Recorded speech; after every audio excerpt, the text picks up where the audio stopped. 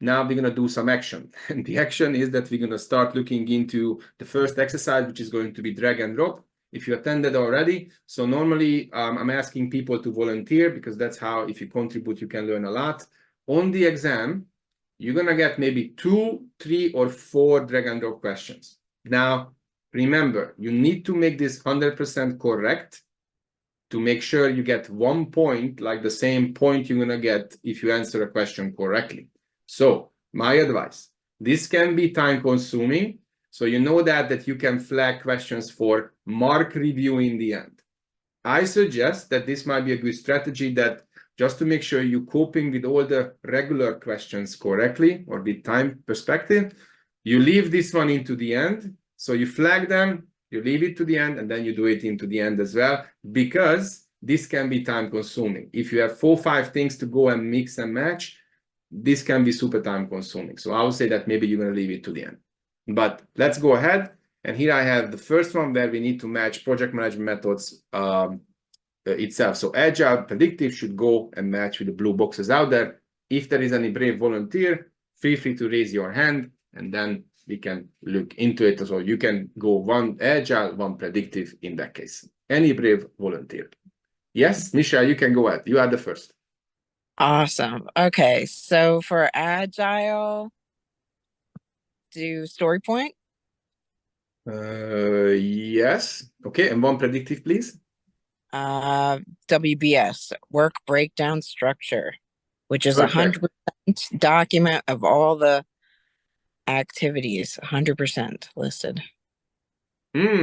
Very well done. Now the bonus learning here. So the WBS consists 3 things: the scope statement, WBS dictionary. And remember that this, I think the WBS on its own is not even a project document or a plan, or even, I think, or the scope statement. So you need to be kind of careful of, how you mix it together. But WBS on its own is needed to have your scope baseline, and the scope baseline is a project management plan. So a little bit of a confusion. Okay. Thank you very much for this one. Torge, you can go next. Okay, give me rolling wave planning for predictive. Rolling wave planning, absolutely, yes, very well done. But interestingly, iterative life cycle is agile. And okay, so why you were a little bit hesitated with this? No, it is because, of course, there are similarities between rolling wave planning and iterative life cycles, but one is predictive vocabulary and the other one is agile. And I think that will give us a little bit of a good learning here. And let me show you guys this one, because Torge, you are fully right with this. Let me show you guys one of my mind map in terms of the PMP itself. And before anyone gets enthusiastic, I'm not going to give you guys access to this, unfortunately. But I will show you. I'm using this for one-on-ones and other learning materials. So if I go here in terms of this lovely spider here, and when we talk about iterative life cycle, and that's why it's slightly confusing. So iterative life cycle on its own was never existed before. It was only created as part of agile. So I think one fact is that when we talk about iterative and also incremental, they are linked to agile. Okay, and originally they belong to agile, but also PMI now they started to say, and especially in PMBOK 7, that even waterfall can have similar characteristic as an iterative life cycle. And I would say I fully agree with that, because if you look into goal is correctness of solution, is the waterfall the same? Yes, absolutely. So we need to have a solution or a project which is bug free, let's put it this way, or will have everything which needed to be there. Is the waterfall a single delivery? Absolutely a single delivery, because once it's done, it's done. Customer accepts the deliverable, we go to closing, and that's it. Is this activities repeated until correct in waterfall? Absolutely, because again, if something is not as expected or as per the plan, we wanted to make sure is exactly how has it been planned. But here is where the problem is, or this one here. Requirements on waterfall are never prioritized dynamically. And that's where I would say I'm a little bit not too happy how PMI explained this through PMBOK 7, because you need to remember the agile way of working is that you need to have everything no cherry picking, which means that something can be agile if I have all these characteristics. Otherwise, that is not agile, it's going to be waterfall, so you need to create baselines. Okay, so in this example, what you need to consider that theoretically waterfall can be this, but PMI never defines as a know-how how to do a dynamic prioritization of requirements through waterfall projects, which cannot, so waterfall project cannot exist without baselines, for example, and it does not explain how to do this on a dynamic manner. Okay. Okay. Good. Okay, got it. Very good. I Michelle, have a your question. question? Yeah, so well, which was the one, so when you were talking about the iPhone and that how it has, you know, the software releases like periodically, right? There's software updates, which I just had to update my phone. So then that would be Incremental. it would be incremental because It is continuous, whereas the iterative will have this a single delivery that has a definite end date, whereas the incremental can go into the on a quarterly basis. oh, incremental can never, like incremental never ending, whereas iterative, it has an end date. It has an end date. Okay. All right. Okay. Now that makes, thank you. You're very welcome. Very good. All right. So I hope this was useful as well. So let's go back to this lovely drag and drop. And thank you, Torge, for contributing. Now, anyone would like to take another one agile, one predictive as well? Any brave volunteers? Okay, let's give one more minute if someone else would like to also contribute.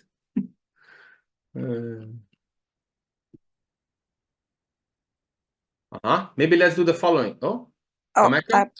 Yes, hi. Hi there. I will try. Okay. Cost baseline is predictive. Very well done. And can you give me also an agile as well? Agile is 4 values. 4 values. Okay. Good. Maybe one more predictive since you're doing so well. One more predictive. Bidding conferences. Very well done. Now, the bonus question to you is that do we have a bidding conference on agile? I was thinking about that before I responded. No, I don't think so. But why? Why don't we have a bidding conference on agile? Because we don't need one. You don't need one because agile, you can make changes as you go along. Changes required. Well, that is correct, but that is related to the backlog, which is technically related to the values, which means that agile on its own is not more than software development.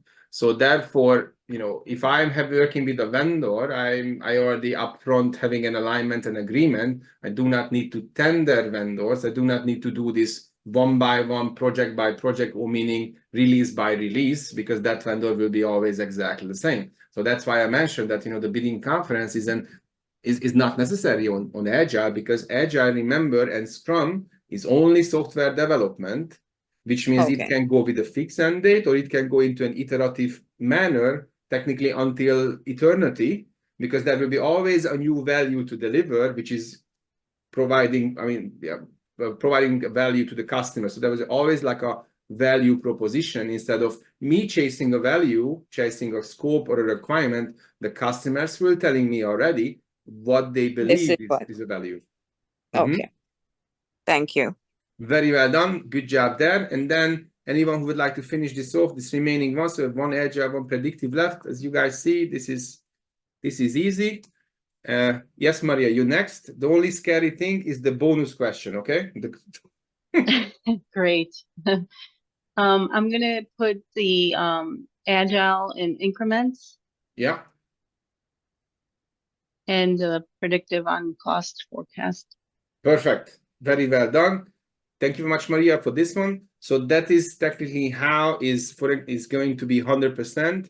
And as what I mentioned to you, that on the exam, you can have, I don't know, 4 of these or 5 of these, this mix and match type of thing, or even you have like 9, which in this example, technically this can be, let's say, super time consuming. So my only advice on this one is that make sure that You practice a little bit, you can come into this session, and also you can leave it to the end because it's not going to be huge. All right. So no bonus question on this one because we have one more. So today we have 2 of those. And this one here is focusing on processes, inputs, outputs, and technically the waterfall area. Now, why this is still important? Because PMI will make assumptions on assumptions over assumptions over assumptions. And for example, an idea of where the scope baseline is created needs to be a common knowledge. They're not going to ask you a question of what is the output, but they fully conclude that where it is created. So therefore, I mean, all this makes sense. Whenever you do waterfall questions, and if you are able to envision where you are in the process, that will make your life easier to find the correct answers because you know what is happening before, what is happening afterwards.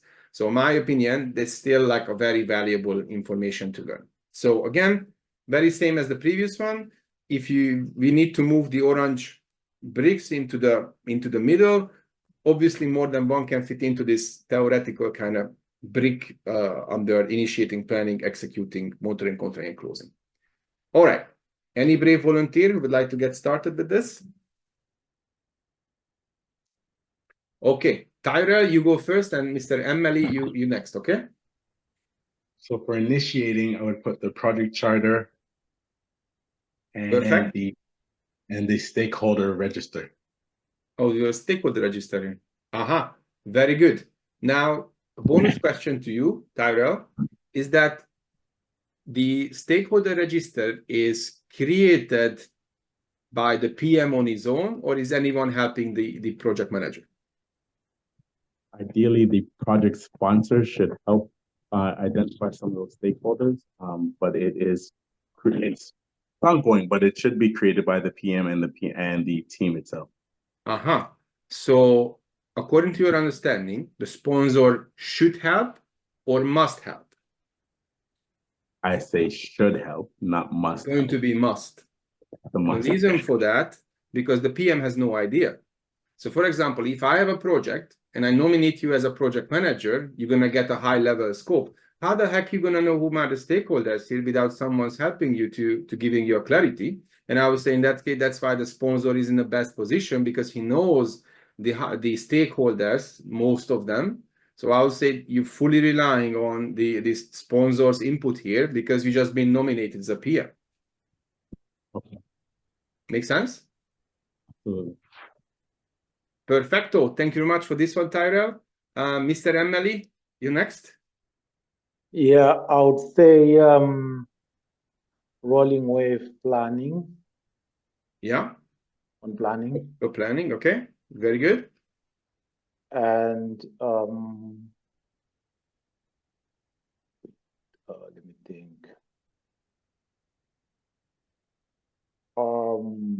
Which one did I want to choose? Just choose one. Okay, develop team planning as well. Which one? Develop a team? Yeah. Where the develop team is happening? Planning. Are you really, really sure? No. Okay. So developing the team is happening in execution.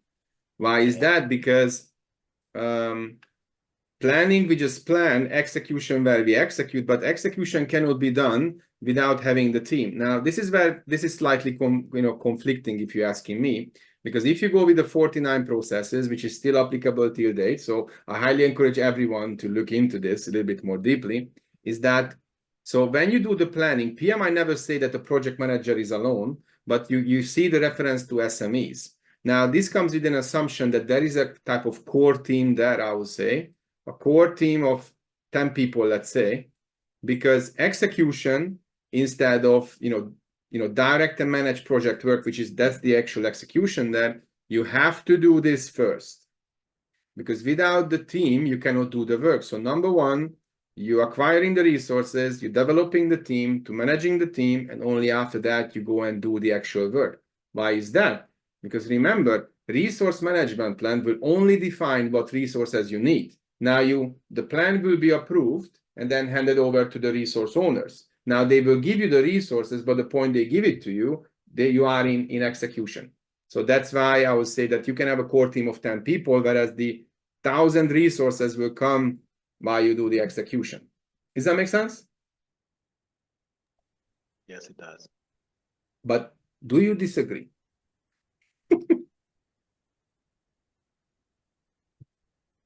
With which part? I'm sorry? Well, do I disagree with which part? I'm just asking you, you know, I'm just asking you. Wow. Because I'm one not thing sure. to mention, so PMI, the reason why this is not in order, because this is coming from the process practice guide, because previously this table was the same for PEM book 6. But previously we had the different knowledge areas on the left-hand side. And previously PMI explained how knowledge areas working in process groups, which generated this type of order. But since process practice guides were introduced, PMI kept it as is to give you all of you confusion without explaining why. But if you look into the numbering will not make sense, because like in execution, the order is this: first 6.4, 5, and 6, then 6.1, and then you do all the others at the same time. Okay? Luis, you have a question? Yeah, sorry. I totally agree that the resources comes in the execution process. I do just have one question. Yeah. Because I experienced this before. When we were doing the estimate cost, isn't it included that you already know how many resources you would need when you do the estimate cost? Because like the let's say that the salary or something for those resources would be included on that cost when you estimate the cost in planning. So shouldn't the resources also sometimes be on the planning stage? And you are fully right. And that's exactly what we do for the PMP and also for real life. But the difference is that you don't know the resource names. Same as with so that's why, I mean, you put the estimate together, you are fully right, but those people will not arrive until we're not reaching execution. That's why, for example, you have the WBS here, which will have all the work and every work you need to do on the project, but the RBS will just come here, which is technically everything is completely the same as the WBS plus names. And that's why. Okay, thank you. You're welcome. You're welcome. Now, that was an excellent question. And that's why I, trying to trigger you guys, challenge you guys a little bit to think it differently, okay?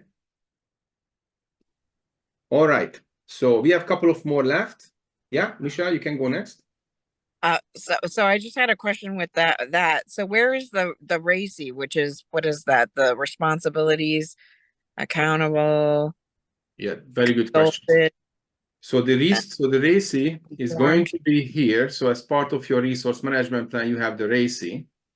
And again, once you are in this part, you're going to have the RAM, the responsibility assignee matrix, because again, the RACI is on a high level, whereas the RAM is going to be very much more detailed with the right resources attached to each task. Whereas the RACI is just going to be on a high level. Okay. Okay. Thank you. Perfect. So yeah, let's have a look into the remaining one, and after that, we're gonna look into some question. Okay. Anybody volunteer? I can go. Okay, yeah, let's do two of them. All right. So for past project lessons learned, so that I would say monitoring, controlling, or it can go in closing. Or can go somewhere else. It can go in, you can reference it in the planning. We'll go with that. Very good thinking. So past project lessons learned goes to planning. Why is that? Because again, if I go into here, yeah. So you can have lessons learned. You don't want a mistake again that you already. Yeah. No. That's important. So you can have lessons learned here, and you can have lessons learned here. Now, the only thing you need to remember that initiating planning will go with lessons learned lessons learned from the past. Okay, so this is lessons learned from the past. And then this is, and you, all the lessons learned you create here will be lessons learned for the future. Yeah. And that's why is confusing. And technically, as soon as you have the plans approved, you start execution, you know, manage project knowledge will give you the lessons learned register. So you ultimately do it right away, because the idea is that all the past lessons learned which worked well or it did not work well, I'm incorporating into my plan to make sure that this plan will be the best, the greatest, and whatever we can think of. And this way, you know, the project will be executed on time. Yeah. Okay. Good. Is it kind of clear with everyone? If yes, just can you give me a quick thumbs up into the chat? That would be awesome. Perfecto. Excellent. Thank you very much for that. Okay. So let's go back. Let's go back to the last bit to finish. All right. So we have the past lesson story. So we have the cost baseline. Now, cost baseline should go, okay, initiating or planning. If you know that, you can put it into the chat as a P or E, initiating or planning for cost baseline. Okay, we have one P, we have another planning there. Perfecto. That's fully correct. Now, tornado diagram, where the tornado, is it planning or is it execution? Again, a P or an E. Tornado diagram. It's going with an E. More E's done. All right. So this is going to be planning, because this is linked to risk management. So this is where you visualize your top risks. Now, in planning, I'm actually been going through the risk register, qualitative, quantitative risk analysis, and only after that I would do the tornado diagram itself, which will helping you to identifying and visualizing the top risks. One hand you have everything positive, right hand you have everything which is negative. Altogether, the management and stakeholders like this very much, because they know exactly everything negative I would like to minimize, everything positive I would like to maximize. All right. What about the assumption log? Assumption log is, yeah, anyone has an idea? Assumption log, you can put it into the chat. Okay, we have one more planning. Okay, we have executions as well. Ooh la la, and then, oh, that's very good. So assumption log goes into initiating, because this is only these three things are happening in initiating. So we're gonna have the charter, the stakeholder register, plus the assumptions. Now, assumptions are going to be always positive. Remember that things like, I'm going to have the right resource at the time when I need them. I'm going to prepare for the PMP exam and pass for the first try. That's an assumption. Or I'm going to get ready and prepared within 4 weeks or 8 weeks. I score 80% and I pass the exam. They are all assumptions. And technically, every assumption is positive, because if you have something negative or negative to say, that the vendor might be delayed or the project will delay, that is technically a risk, and we need to do something about the risk, and then the risk will be handled through the risk register itself. So that's why assumptions are always positive. Now, any brave volunteer who would like to finish off these remaining three?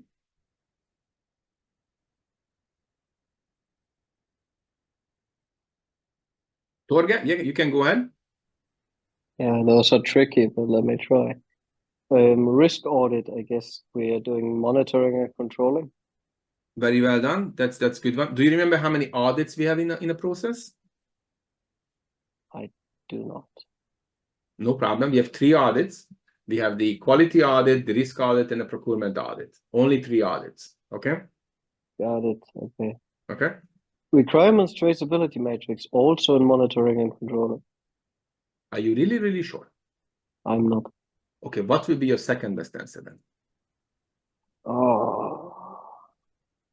Executional planning. Aha. Because think about it. So the keyword requirement, where we gather requirements, is going to be planning. Moving into planning, because what does this do? This will be the translator between requirements and scope, because waterfall project only delivers the scope. We are not there to deliver in the requirements. So requirements needs to be translated to scope.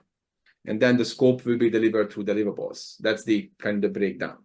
Okay. And that makes sense if that's the definition. For me, the requirements traceability has to do with documenting test cases and the passing test cases. So I thought it has to do with controlling. Real life, But- yes. For the PMP, it is slightly different because that's the breakdown. So requirements to scope to a deliverables, and this is where the traceability is. That will translate requirements into scope, because it will be very, very important, because when the deliverable is done, the customer will check requirements and they would like to see that which requirements represented by which scope item. And that's where the translator is with the requirements traceability. Okay. Yeah, thanks for explanation. On No. value management, now have the same question as before. It can be monitoring and controlling again, or planning. Yeah, but what EMV stands for? On value management, no? You said earned value management. Yes. But this is EMV, which is expected monetary value, which is related to risk management. My bad. Okay.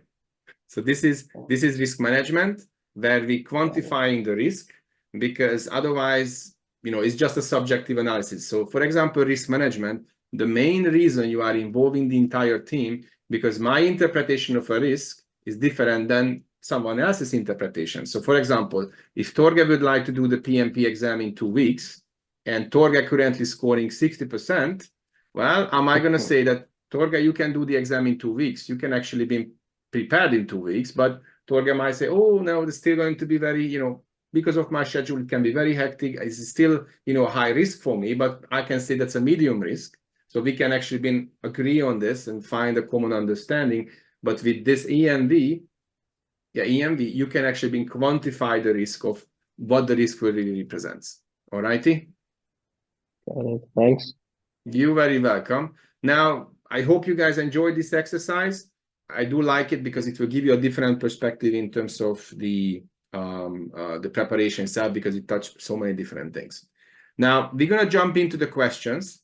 But before I do that, normally we talked about 8-week study planning, but I would say that let's have a look into for a second in terms of the materials you need for the exam, just to give some clarity for those who are actually been in finding the right solutions, or just to have a clarity on that, because again, there can be so many